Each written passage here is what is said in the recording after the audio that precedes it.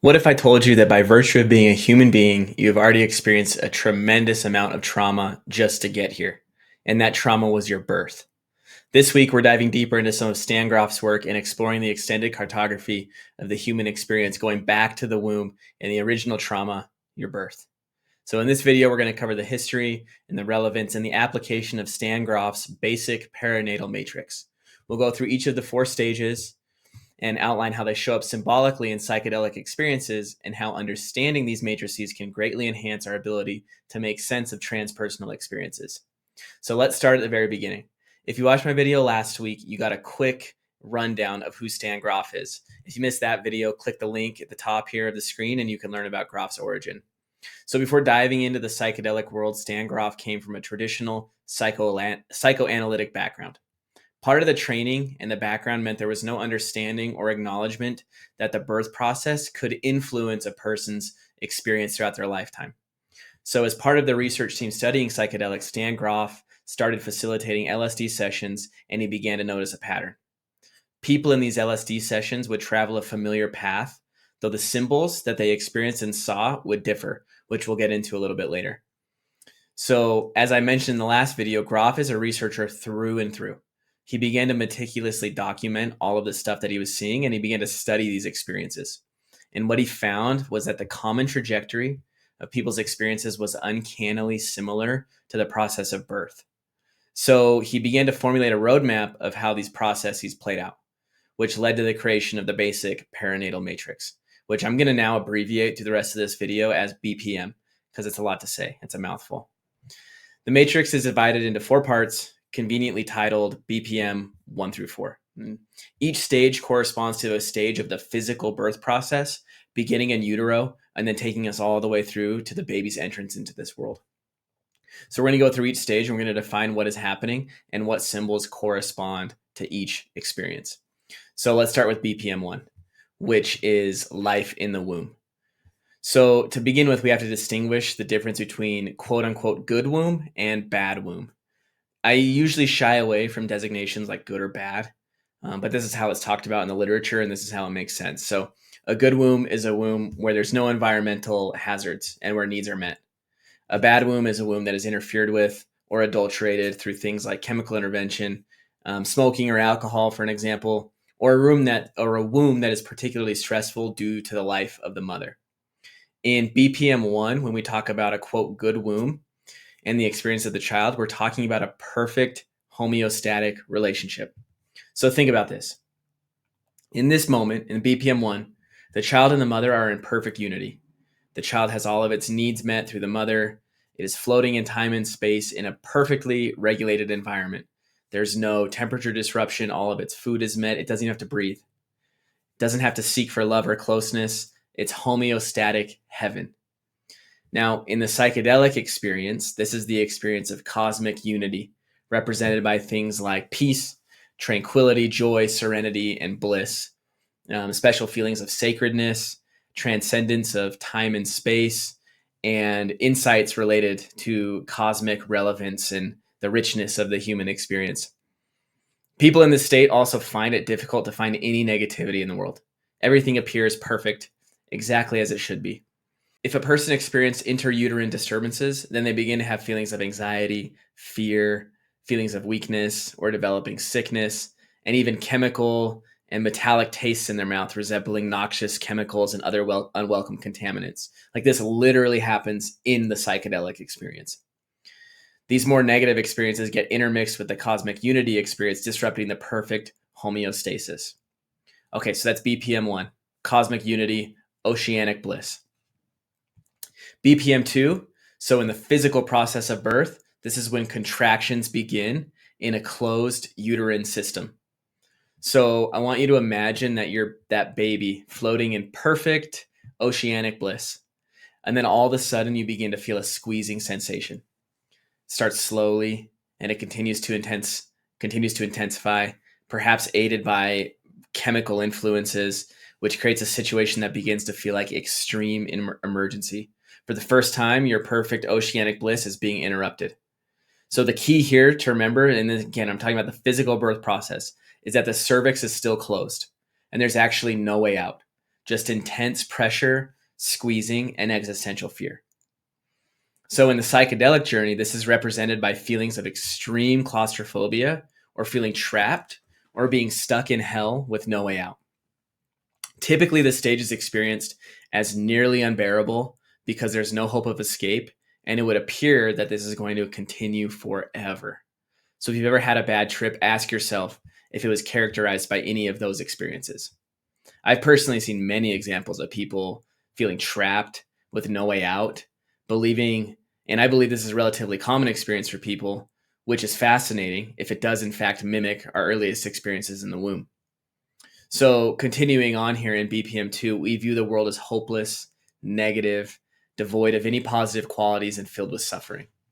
Human life becomes bereft of any meaning, and we fall into pretty deep existential anguish.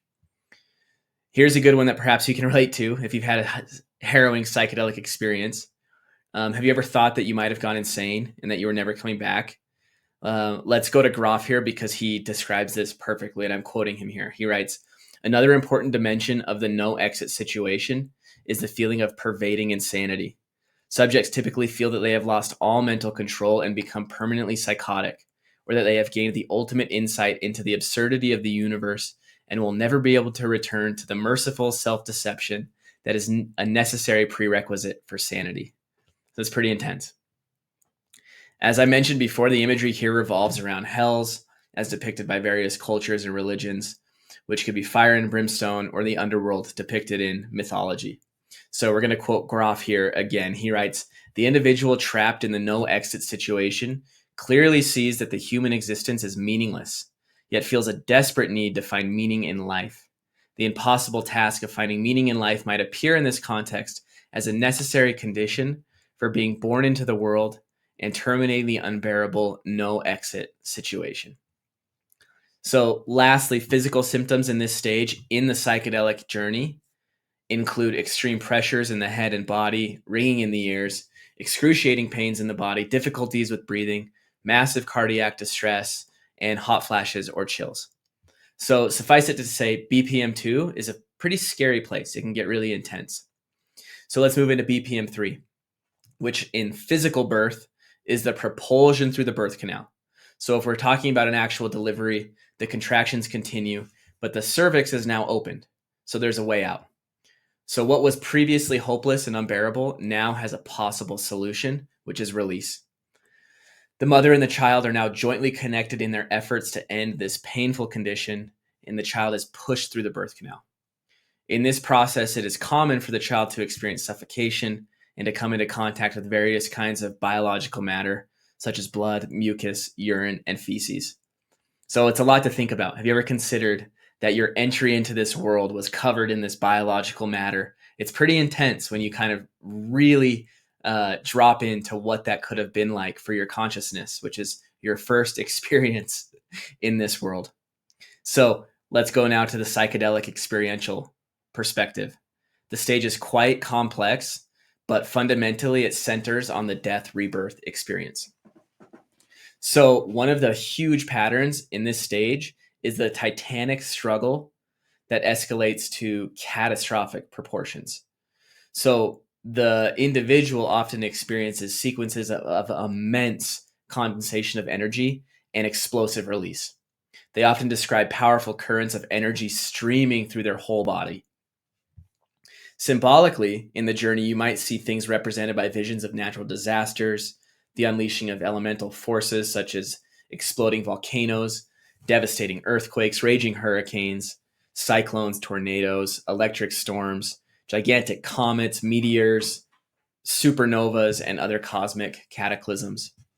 And an important aspect here is that the suffering and intention are intensified far beyond the level that the participant previously thought human possible. And when it reaches its absolute climax of suffering and agony, it then changes into wild, ecstatic rapture. So let's go back to Grof here because he articulates this perfectly.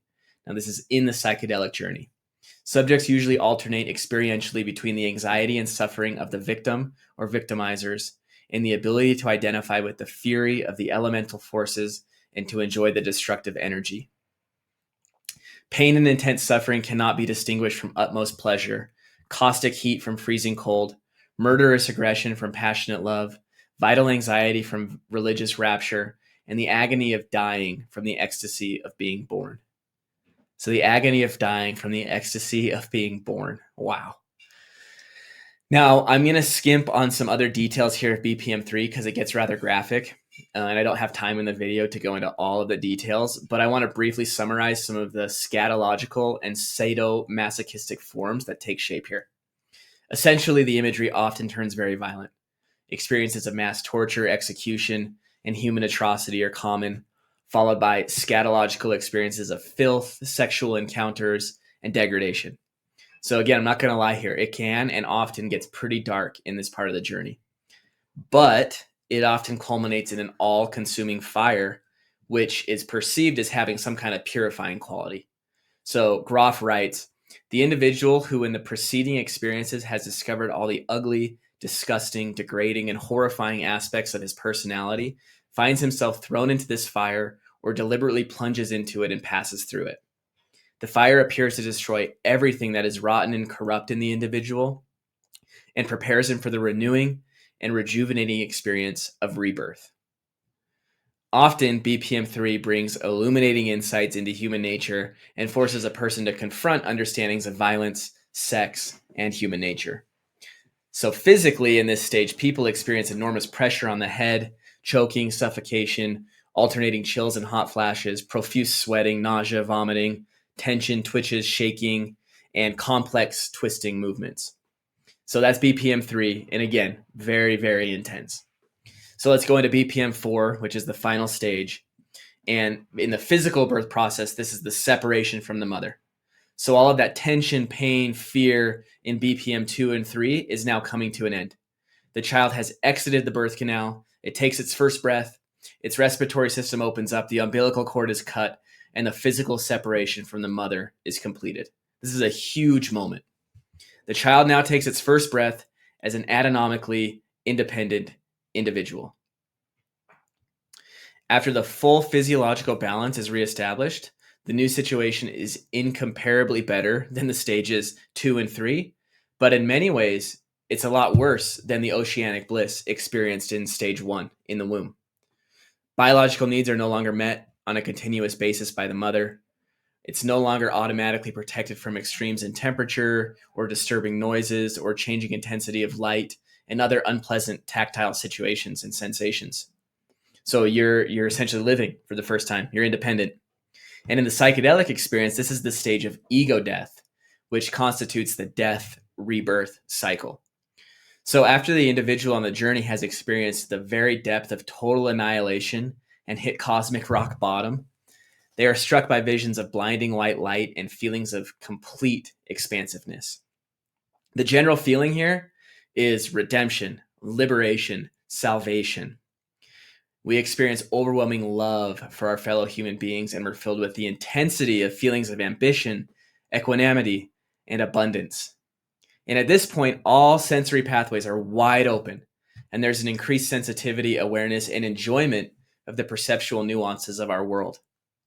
This is a state of cathartic bliss, where the body relaxes and you feel the experience of oneness with all. We also discover within ourselves positive values, a deep appreciation for beauty, feelings of love, and self-respect. We have gone through the experience of birth only to die in the process and to be reborn anew. In the context of ego death and the psychedelic experience, you awake to a new reality, aware of the frailty of your ordinary ego consciousness and connected to the reality of your expansiveness. You are totally reborn. So let's add a little bit of context here. That's the end of that. That's the rundown of all of the 4 stages of the basic perinatal matrix. So I don't know about you, but I feel like I just did some deep psychological work just simply by explaining this to you. This is like deep, deep stuff. So let's add a bit of context here to really drive the model home and help us understand how this applies to the psychedelic experience. First, we have to recognize that by no means does a person go through each of these stages on each journey. It's entirely possible and very common that we only encounter slivers of these experiences in our journeys. And it's important to articulate here that it is not always this intense and this robust with the imagery. Grof facilitated over 4,000 LSD sessions, and many of those were with fairly high doses. So people were coming into contact with deep psychological experiences. In lower doses, it's unlikely that we encounter these matrices with the vibrance and depth described here by Grof. So let's dwell here for a moment on the implications of this model. If what Grof studied was correct, and these experiences were in fact our psyche's recreation of our birth, this is profoundly impactful on how we think about our life. Basically, that means that in our birth, we were imprinted with an archetypal experience that then gets represented through symbols, sensations, and visceral experiences throughout our lives. The intensity of our experience exists in perpetuity, and under the right conditions, our consciousness goes back to that and replays it for us, representing it through all the content I described above, which is, again, symbols, mythology, stories that were given that actually are representations of the process of birth. So this is insane. And if you really dive into Grof's work, you'll find countless examples of people who symbolically relived their birth during an LSD session and experienced things like suffocation or asphyxiation, only to later corroborate that they were in fact born with the umbilical cord wrapped around their neck, though they did not previously know this. And as I mentioned a number of times in these videos, Grof is a scientist. He doesn't develop a theory like this all willy-nilly. He does all of the legwork to validate it. So if it interests you, I recommend reading his books, The Holotropic Mind and Realms of the Human Unconscious, which both detail this framework in way more detail than I'm giving you in this video and provide tons of examples of how that shows up in the LSD sessions. So let me close this all out by saying that our unconscious speaks to us in symbols and sensations. It's a land beyond language, and psychedelics put us in contact with that place. If you're using psychedelics to go deep and to encounter imagery that I described in this video, I encourage you to take that seriously. Studying those symbols, those experiences, those sensations will put you in contact with specific parts of your psyche that it's trying to represent to you. So treat that as meaningful. And it might lead you down a path of learning and expansion that your consciousness wants and is asking for. And I also want to add here in closing that these medicines are nothing to trifle with. If you're doing high dose journeys, I encourage you to be very intentional about that work. There's nothing admirable or heroic about the misuse and abuse of these powerful tools. In my experience, both as an individual and as a facilitator, the more seriously you take them, the better, and the more rich and deep your experience will be, and you'll actually grow and expand your consciousness, which is what I believe the whole purpose of these medicines is. So thank you again for watching and sharing with me your most valuable resource, your attention. I appreciate you tuning in. Please like and subscribe if you appreciate these videos and this channel, and I hope to see you next week.